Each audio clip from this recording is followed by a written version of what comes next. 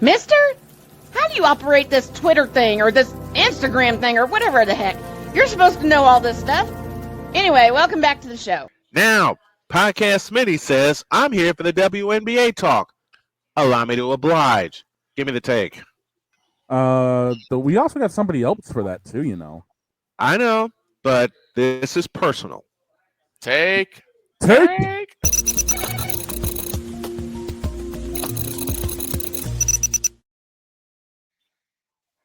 Camera. Gotcha. Oh, boy.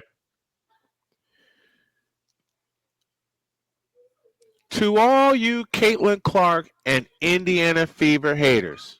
I knew where that was going. They're in. Despite all the injuries, despite all the hatred, and we know it's a league-wide thing that they hate Caitlin Clark and the Fever because they don't want to see him succeed. Well, guess what? After they pounded the Washington Mystics into the dirt by 29 on Sunday, the Fever have officially clinched their playoff spot. Now, it's just a matter of seeding at this point, but they are in. They play their final game tonight, and I have to miss it because I have to be at work.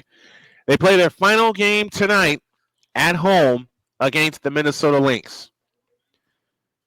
Now, I want to direct this, as I said, to all the Caitlin Clark and Indiana Fever haters who said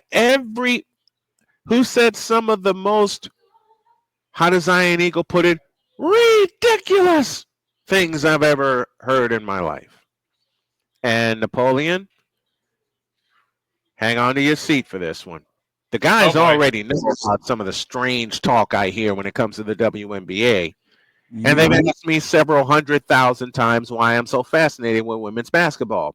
Well, when you cover a sport for the last 30 years like I have, and you've been interested in women's basketball since 1982, it's kind of ingrained in you.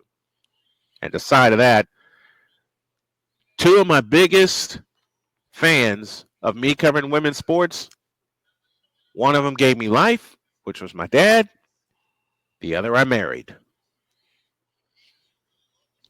You can take your Caitlin Clark hatred and shove it straight up your rear end with all those quarters that's up Aaron Rodgers' rear end. The Fever are in. And on top of that, they broke a record for number of wins in a season. Now, that can be, and I will take playmaker side here, that can be because, they increased the number of games, but you play the teams that's in front of you, and you play the hand you've been dealt. And the Indiana Fever, throughout the course of the season, were dealt a rotten hand. All of the injuries. All of them.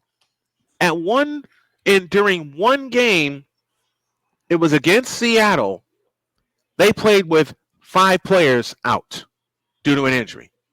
Also doesn't help the schedule was stacked against them. The second half of the schedule was very much stacked against them. We're not going to get into the referees because that's a conversation forever and ever, amen, and I ain't got the time or the energy or the patience. Because considering the fact I have kids around me, I will cuss, and I don't want to. Right. I will not cuss. I will not cuss. I will not swear. I swear. I will not swear. Here, give me this note. See, and the kids are laughing at me. I mean, wait. Hold on a minute. Oh, I really got him going. I hear it now. You hear it? I can hear it. Yeah. I can hear. We all can hear it. So you know what? I'm going to have a little fun. While you have your fun, I've already decided to toss my notebook. So there you go. You may as well go retrieve it because you're going to toss it again. Let's see. Oh, boy. I will not cuss. I will not cuss. I will not swear. I will not swear. I will not cuss. I will not cuss. I will not swear. I will not swear. I will not swear. I will not cuss. There. One of them's laughing so hard she's got a red face. That's how you know you done something good. And this sweetheart in front of me is leaning her head back and roaring. Ladies, this is what we deal with on a day-to-day basis. Yep. I've always said the best sound for me has been laughter. I hear it in my house all the time with my wife and my children. And then they hear it from me.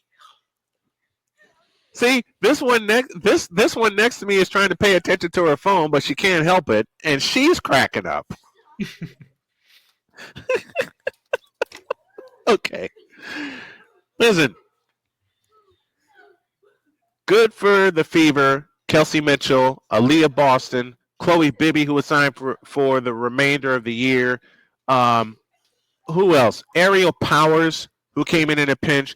Lexi Hall, Sophie Cunningham, and doggone it, I hate what happened to Sophie. I hate what happened to Sydney Colson and to Ariel Cunningham. They were all lost due to season-ending injuries. And we knew Caitlin Clark had a season-ending injury. We knew it. The WNBA was just too chicken to say it. Of course they were. They wanted to keep Caitlin Clark relevant. I'm like this. If she's out, say she's out. And thank you, Smitty. Odyssey Sims as well. Odyssey Sims had a huge game in Los Angeles in a game that the Fever had to have. I stayed up late for that game, and I didn't go to bed till 2 o'clock in the morning. But doggone it, to see them sneak one out of L.A. the way the Sparks snuck 2 of them out of Indianapolis, I'm good. Chef's kiss. Whatever happens after this, knowing the fact that the Fever made the playoffs is just a matter of seeding, is gravy after that. Because they can ride into the sunset of the season, knowing they made the playoffs with half the team. Stephanie White can get everybody right. The WNBA, I hope, can take care of business and get a new collective bargaining agreement done. And we can come back in 2026 and run all over these guys. Oh, by the way, dear Angel Reese, you suck as a basketball player. Damn. We knew that was coming, but damn. Dear Chicago Sky, Tyler Marsh is not it. Oh. Wait. I'm trying to find. Don't you have the? Oh wait, no, you don't have the graphics there with them. No, not here in the mobile truck. I don't. Not here in the mobile truck. I don't. For Tyler Marsh. For Tyler Marsh. Make sure you put that in the second truck. I will. So I close by saying this. Nene. We got it. And to all the Chicago, listen, there were so many haters throughout the season that kept coming after me, and I know Alison's standing by. I'm going to hurry up, and then I got to step away for a minute.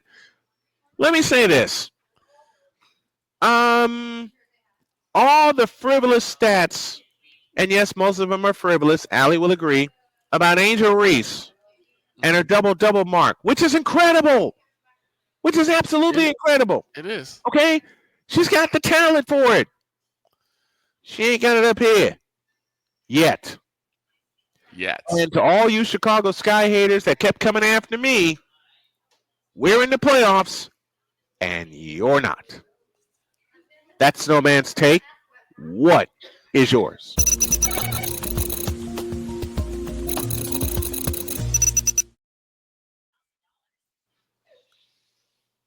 Whew. All right, y'all know what to do. All right, now let's have the Token Female Takeover. Magical wins. The winds are blowing, and here we go.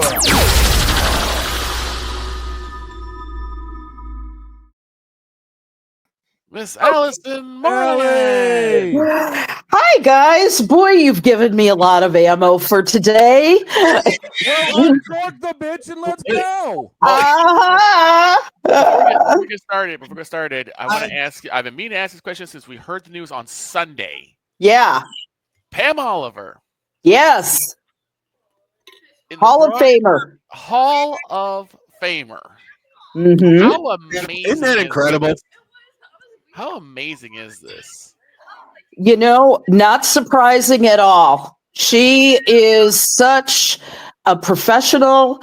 She's somebody I took lessons from.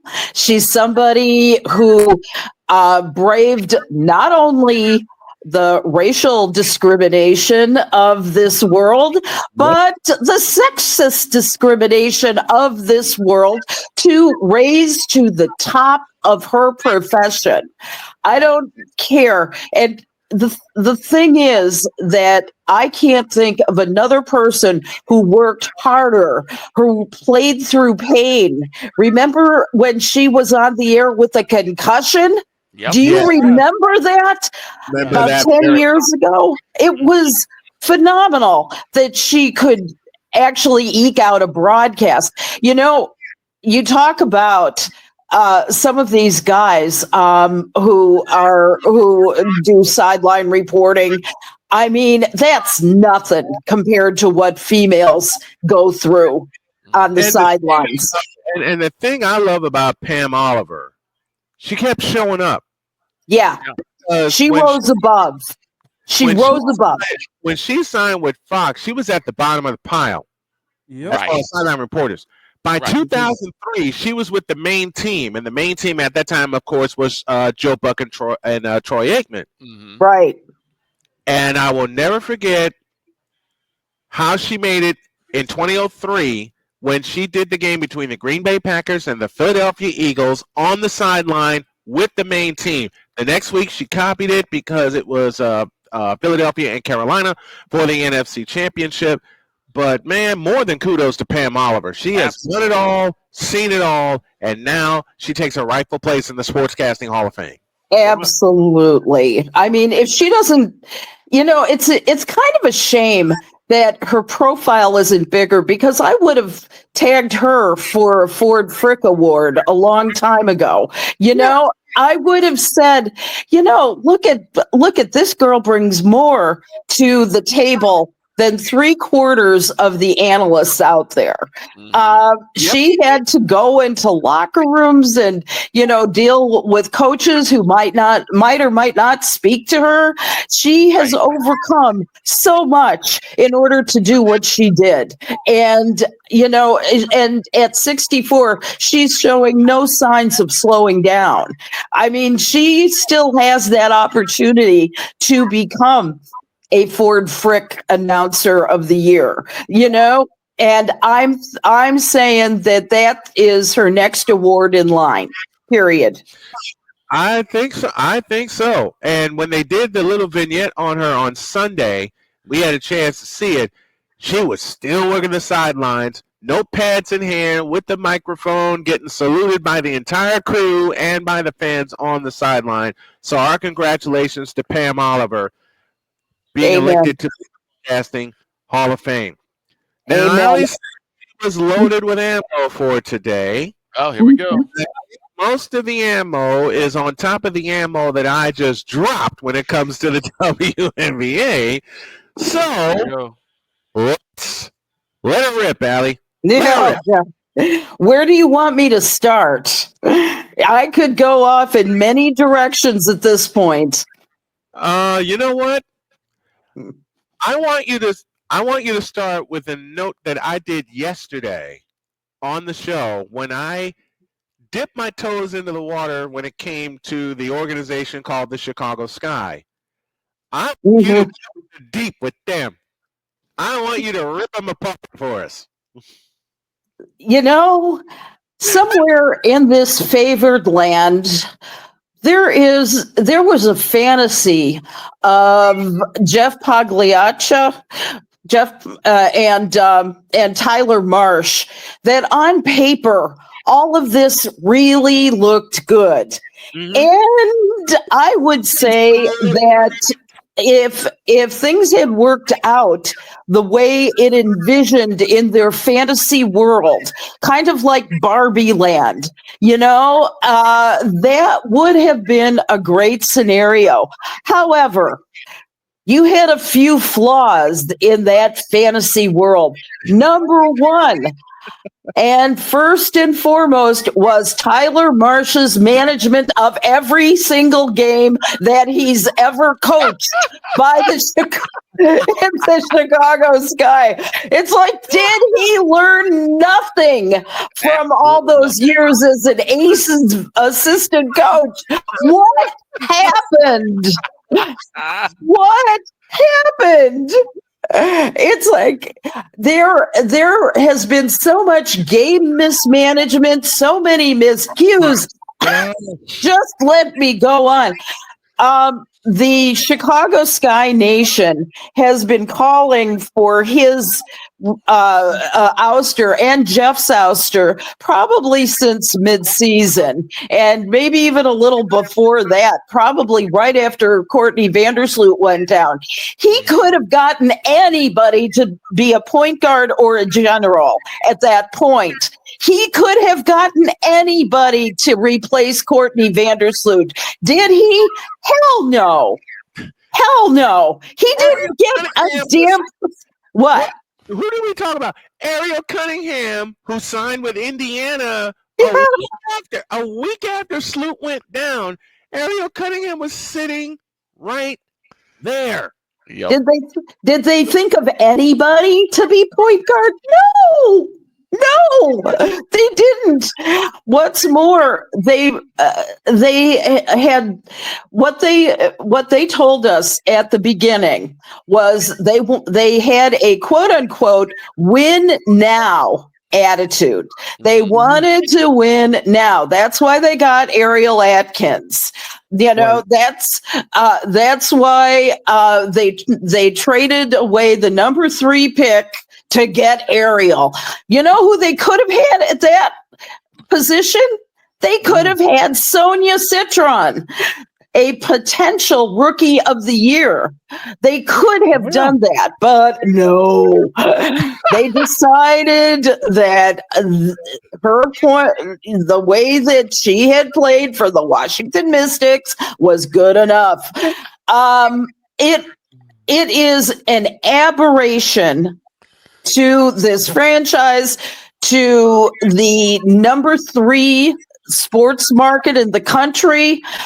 I cannot imagine another group of people who have been so inept at putting together such an incredibly potentially good, absolutely fatally flawed team. It's somebody's like Taylor Marshall has like made every wrong decision he could have made. Yeah. Like he chose every decision. Like, so I wouldn't pick that. I'm gonna pick it anyway. Yeah. Why didn't? And it's phenomenal that he has lasted the whole season. But frankly, who was there to pick from? Here's what they need to do. Is they need to find a coach with some experience. Let's find a whole new coaching staff, since this one obviously isn't working. Let's rehire Spoon, for God's sakes. She's got she had a great record in the Unrivaled League.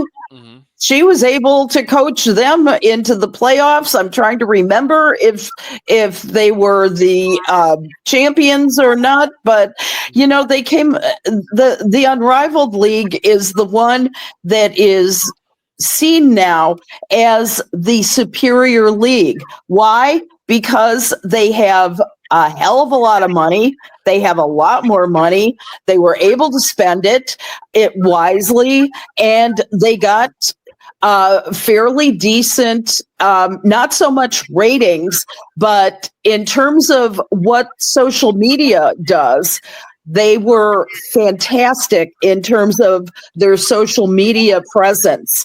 And more people watched on the, trying to think what it was, the apps for it and things like that, things that are not measured by ratings.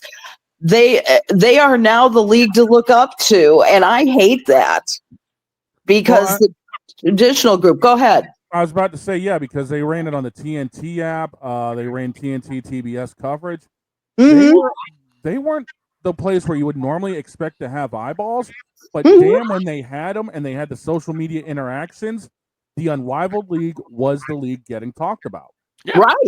Right. And they, I would say that the WNBA needs to take a page from whatever their collective bargaining agreement was and start looking at it for the next collective bargaining agreement for the WNBA, because I cannot imagine what's going to happen with the WNBA given everything that's been going on. Shall we talk about the playoff picture? Who's involved at this point? Let's get down to it, because right now we've got the 8 teams currently looking. Yeah, Minnesota and Vegas are your top 2. Atlanta and Phoenix. Then you got the New York Liberty, Golden State, Indiana at 7, and Seattle currently at 8. But the Sparks are knocking on that door. They're knocking. They're not going to get in. They're knocking. I say Seattle is going to be in there. They've got Los Angeles has a game tonight, if I'm not mistaken, and and so they're meeting the Mercury on Tuesday. I don't see them beating the Mercury. I just don't. It's I'm just saying there's a glimmer of hope, but I just don't. They have to win the rest of their games until September 11th in order to make those playoffs. It's got to be the Kelsey Plum show, or it's nothing at all. So pretty much, yeah. So I don't see it. I don't see it happening. I see Seattle in there, but I've been wrong before. I am proudly standing on lots of wrong decisions, but I'm thinking that will be that'll probably be. The other thing you mentioned was Vegas in the second spot. Currently, that's not the case. Right now, Atlanta is holding the second place spot and only about a half game lead over Las Vegas and Phoenix for the number 2 seed. I do believe that you're right. Excuse me. I'm getting over a cold. So so my voice, this is the best it's been in a week, I promise you. But Las Vegas has been such a powerhouse. What is it, 14 straight games now? Something like that, yeah. Yep. That they've won, and it's such a delight to see that, I gotta say. Asia Wilson, I say, is going to go back to back as MVP of the year, and I could see that, couldn't you guys? Yep. Yeah, I could. I mean, Nafisa Collier has been putting up the numbers, obviously, Yeah. but Age has just been a lot more persistent in what she's been able to do. And what's more, she is more of not, I wouldn't say a one-man show, but without her in the lineup, Las Vegas Aces are at best a 4. Yeah. You know, so Asia does more of the heavy lifting in the Las Vegas roster than Fee does in Minnesota. So that's why I say that while Fee has made every case for her being the MVP, I think that Asia Wilson's going to go back to back. So yeah, that wouldn't surprise me at all. But I mean, a case can be made either way for them. they could, for sure. Then I would say Atlanta is the likely number 3 seed, since it finishes with a home and a road game against the Connecticut Sun. I mean, Connecticut Sun, thank God for them. Otherwise, the Chicago Sky would be last in the league. So, right. Nonetheless, they are so pathetic. It's so sad. It really is. And that's coming from someone who's a nor'easter saying how bad things are up here. You know, I'm wondering what's going to happen in the off season, because that team's been up for sale. Nothing's been finalized yet, but I wouldn't be surprised if they go to Orlando in the next year. So I can't even imagine. You want to see a little sun and fun, right? I mean, I wouldn't mind going down there to have a little bit of fun down at the beach. Yeah, I think that this will be a real interesting time. I may join you out there. Who knows? But we That would will. be fun. I would like that. Tell Greg and Lev, okay, get your bathing suits ready. We're going to invade Orlando and watch some women's basketball. We're gonna do it. So, Kelly, I blame you for the Las Vegas Aces. You blame me? I playfully blame you because it was because of you on this show when you openly and smartly questioned, what is Becky Hammond doing? Yeah. Well, as my late dad would say about my 49ers, now you pissed him off. Yeah, I know. Becky heard this and went, "Oh my God, I'm pissing Allie Moran off." I could just see it. Well, we got to get something done here, people. Come on, bitches. Let's do it. And now to the phrase of a mutual favorite announcer of ours, the late great Jim Durham, they're flirting with the number 2 seed in the WNBA right now. Yes, they are. They're going to have the number 2 seed. I'm mad now.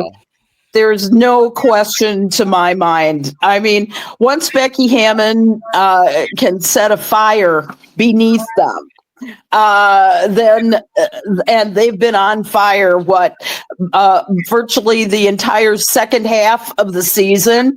I mean, they would not be there without Asia Wilson or Becky Hammond. Those are the two. So, and the Aces dealt with a lot of injuries too. They lost Asia Wilson for a week. They lost Jewel Lloyd, and yet here they are, the number 2 seed in the WNBA playoffs. And Smitty, can you confirm? I'm just catching up on everything. I had to step away. LA out and Seattle in. Is that confirmed? Because I know we had to beat LA. Currently speaking, yes. Okay. LA is a game behind Seattle. LA is a game behind, but we still have games up until Thursday. I just said Seattle is going to be it. Okay. I just said that I don't see the Kelsey Plum show becoming the 8th seed. It's going to be Seattle. Well, Yeah. Allie called. She says Seattle will be the 8th seed, and next week we will break down. Next week we'll break down the playoffs because they will have gotten started. They start on Sunday, and as I said before you came on, how about this scrappy Indiana Fever Club? The team that a lot of people said they couldn't, did. They made the playoffs despite every injury in the book that they've had this year. Despite 17 players who have gone down with injuries. You forgot to mention Ari McDonald as well. I kept saying that backstage. Ari McDonald, come on, Brian, let's do that. But tip of my tongue, and I couldn't come up with Ari McDonald, but you did. That's okay. That's okay. But the thing is, with the Indiana Fever, their depth is incredible, and Stephanie White has come under a ton of criticism this year, but to my mind, everybody's like, "Oh, she should be replaced." I don't think so. I think that she's done a hell of a good job with what she's had to deal with. 17 separate injuries. I mean, come on. It's Ari McDonald to a broken foot. They lose Sophie Cunningham to an MCL. They lose Sydney Colton to an ACL. They lost Caitlin Clark after they played in Boston. They lost to a knee injury, and that's just some of the injuries throughout the course of the season. Those are just the 5 major injuries. 17 players at different times of the season being injured. They lose 5 for the remainder of the year, and here they are sitting in the playoff hunt. It's phenomenal. It's absolutely phenomenal. I would say that they deserve whatever seeding they can get. I'm guessing it's going to be 6. Personally, what do you think? I think it'll be. You think they'll get the number 6 seed? Yeah, I think they'll get the number 6 seed, which means we get to beat New York. Yeah, it's not impossible. It's not impossible. Absolutely not. It's not because what really got me going in covering the Fever this year, not once but twice they beat Las Vegas shorthanded. Mm-hmm. Yeah, they did. And this is not a bad thing, and we'll see. But now that the playoffs are coming up, I think the Liberty's going to look like a little bit of a different team because they know how to get it together for the big ones. Well, they're defending champs. What do I always say? To be the champs, you gotta beat the champs. Yes, let's see the champs. Yep. Yes. And so my guess is that you'll see a different Liberty team and a different Sandy Brondello, their coach, through that. I got to take issue with you, Brian. What did I do now? Yeah. You mentioned Angel Reese. You mentioned Angel Reese in a somewhat, should we say, negative light, and I want you to explain what you mean about Angel Reese, who's Angel Reese, who's who after the season will be directed by an Oscar-winning director, Catherine Bigelow, who doesn't just select anybody for their movies. May I cut in for a sec? You may. Let me say this.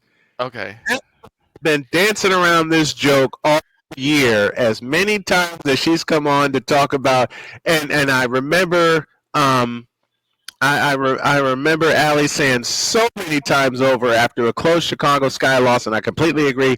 Angel, please make your free throws. Yes. I will never forget her pleading that. But from the look of this season, and then I'll toss it to Victor, Tyler Marsh wanted Angel Reese to play point guard. No. We saw that at the top of the season when they played Indiana and they got blown up the joint. Mm-hmm. See, that's the problem. That's a big problem, is you got to play Angel where Angel is most effective. It's comfortable, and you have to put Angel in a position to win. Hey, look, the jokes write themselves, but let me be serious. Mm-hmm. You got to put Angel Reese in the best position to win. Kim Mulkey did that for 3 years at LSU. Where was Angel Reese? She was in the post. Yeah. She was beating people up down low. Okay, that's where she made her money at LSU, and that's where she needs to make her money now. You can't have Angel Reese out at the top of the floor when you got A, the general and Courtney Vandersloot sitting there, B, the general in training and Haley Van Lith sitting there, and Reese is upset with everything that's going on with Chicago. I know it, but at the same time, if your teammates are taking the blows to finish the season, then you got to show that you're the bigger person and you're one of the captains, and you right with them. And then off season, get your team ready for next summer. Mm-hmm. Yep. And that's going to go, because you guys nailed it right on the head. You got to put her in the best position. My question would be, where is that? Because even in the low post, she's been getting bullied there. Her and Carmela Cardoso have been getting absolutely bullied in the low post. Mm-hmm. And that's where my hiccup with Angel Reese comes from. Mm-hmm. No, she's talented. Yes. She's got a college championship, for God's sakes. We know that she's talented. We know that she's a good basketball player. The problem is, what is it with her now? Because we're not seeing the same ferocity now.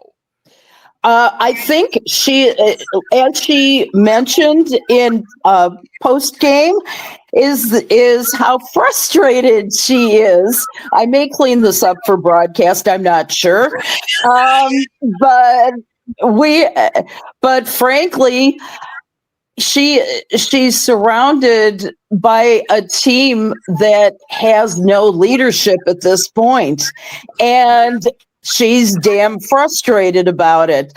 And she just told it like it was in the postseason or the post game that she's had it here.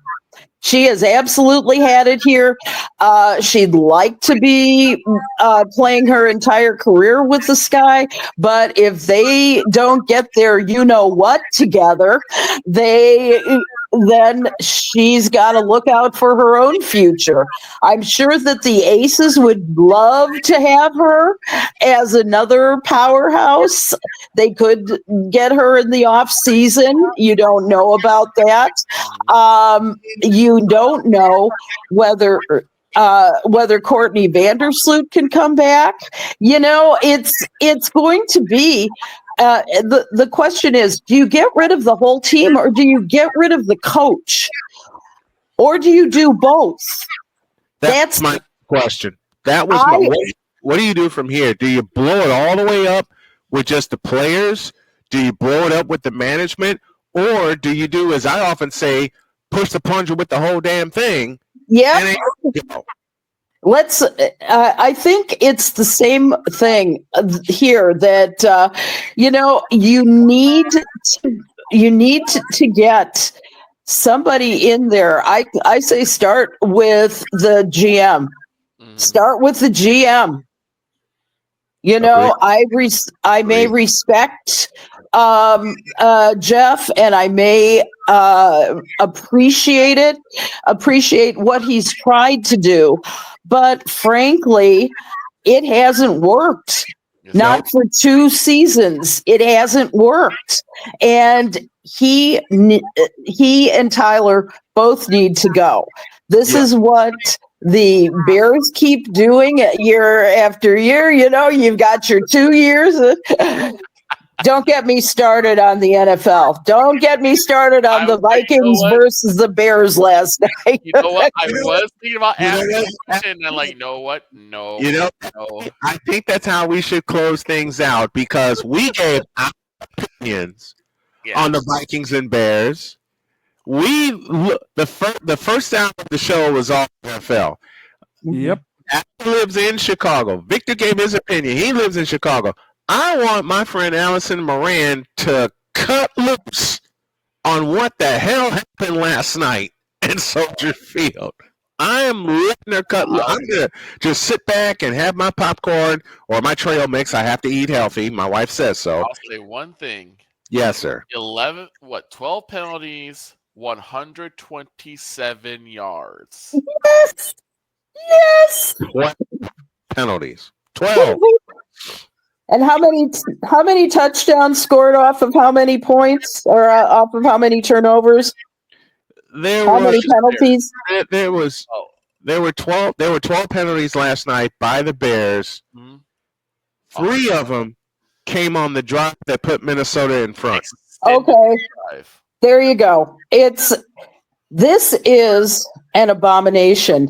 The first half looked like a great team. Looked like it was, all full steam ahead. Caleb Williams broke down in the second half. He started making those same mistakes that he did last year. The false starts, the ridiculous, somewhere along the road, either they got too comfortable with the lead that they had, and Minnesota knew how to take advantage of that. Look at Minnesota was a playoff team last year, and that was without JJ McCarthy. And I covered JJ McCarthy. I knew he was a star, and he proved everything that anybody's ever said about him. And in his first major NFL game, following rehab from a very bad knee injury last season, blew him out for the whole year. Here's what the Bears have got to do, and that is the Bears have got to go back to their drawing boards, and they've got to assess their quarterback. They've got to assess the offensive line, because that's where I saw the biggest failures last night. They have got to learn how to keep a lead. Yes. They've got to learn how to protect it, because they didn't do bleep last night. Well, one thing that encapsulates your point so well was, I believe it was 2nd and 20 after a hold on the Bears. Yeah. Caleb Williams is in trouble of being sacked, right? Yeah. He gets away from the coverage, from pressure. He's rolling to his left, and instead of him taking a sack that might lose you 4 or 5 yards, he throws the ball to nobody in sight and gets an intentional grounding call that not only you lose a down, but now you're knocked back 10 more yards. So now it's 3rd and 30. So in essence, that play alone cost them 15 yards. Yes. Yeah, exactly. How do you do that? This is your second year? Yeah. This was a rookie mistake. Yes. And you know what I saw was someone who's having with Caleb especially, I saw somebody who's having a hard time managing and directing a line. You know, he became a little boy again, you know, and it's like, you know, I'm kind of going, come on. Look what JJ did. JJ took command in that second half. And he's like, don't worry, guys. Everything's going to be okay. You know, you go here, you go there. I mean, he's a little general on the field, which is what you really need. And Caleb has to do the same. The other thing that I saw him doing, which I hate, is he's not reading the field fast enough. Yeah. He is so slow. It's like, because I see him hesitating just enough time. He's putting himself in the position of getting sacked. He's putting himself, he's putting some real danger to his receivers of getting tackled. You've got, in that moment of hesitation, and I saw him do it multiple times last night. It can't be. Go ahead. And here's the other thing. Mm-hmm. Tell me why he was throwing the ball short of the sticks Always. all night, even on the touchdown scoring drive. There were 2 passes on that opening drive where he threw the ball short of the sticks. If you're 3rd and 5, why are you telling your receivers to settle short of the first down? Yeah. You don't do that. That's not winning football. Here's the other thing too, and we talked about before about how he's already let me know he can't read blitzes.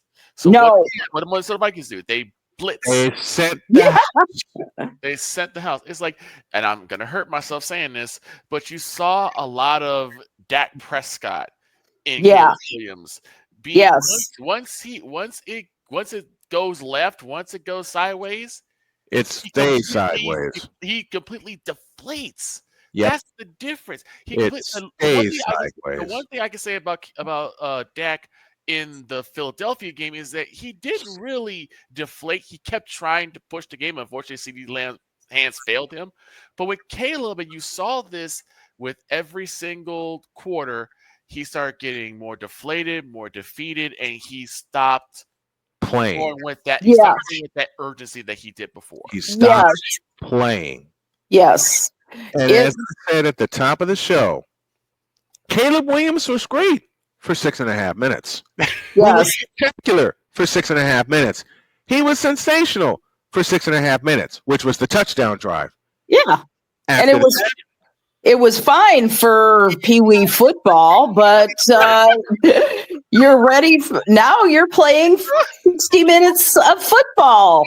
So please, by all means, play it all.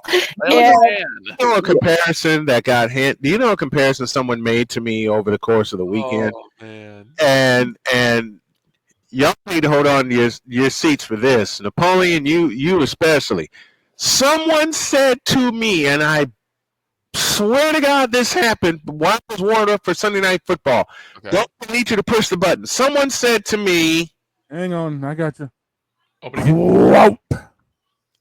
If you put Caleb Williams on that loaded 49er team, Caleb Williams will succeed. Mm-hmm. Close quote? You could put hell no. And my response came via Bishop Bullwinkle. Hit it. Hell no. To the no, no, no. Hell to the no. Hell to the no. To the no, no, no.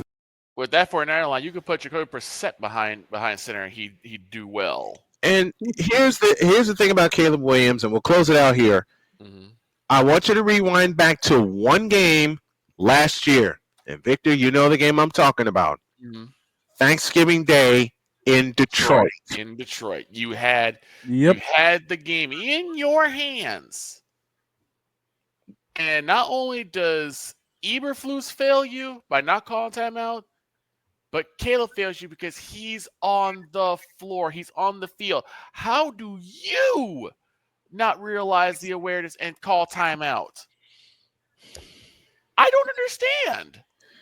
In the immortal words of one Bill Engvall, here's your sign. Here's your sign. I'll ask you this, Allie. Yeah. Is it just Tyler Marsh that can call timeouts, or can Angel come on and make call timeout too? You gotta wonder, right? It's question. Yeah. I thought this was after my drop moment. Victor just stopped it. I love it. We got a lot of mic drop moments in this And hour. we lost the dog too. Ed. I'll be on campus today and tomorrow, but my dearest, thank you so very much. A happy Tuesday and a week to you and yours. And we were wife and I were celebrating the Colts and the 49ers win in the household on Sunday and coupled it with the Fever win. So, Allie, thank you so much for being a big part of the show. Don't forget, folks, Token Female every Tuesday, second hour of Snowman in the morning, and you can see it in podcast form separately. Thank you, my dear. We appreciate you. Appreciate you guys too. Shout to Sue Bird, Maya Moore, and Sylvia Fowles as well. Yes. They're Hall of Famers. Nice. Forever and ever. Thank you, Allie. Take care.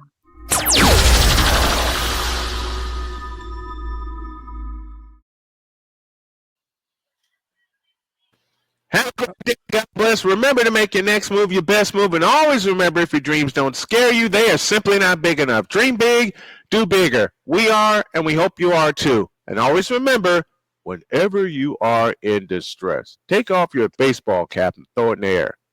Bye. Damn. We out.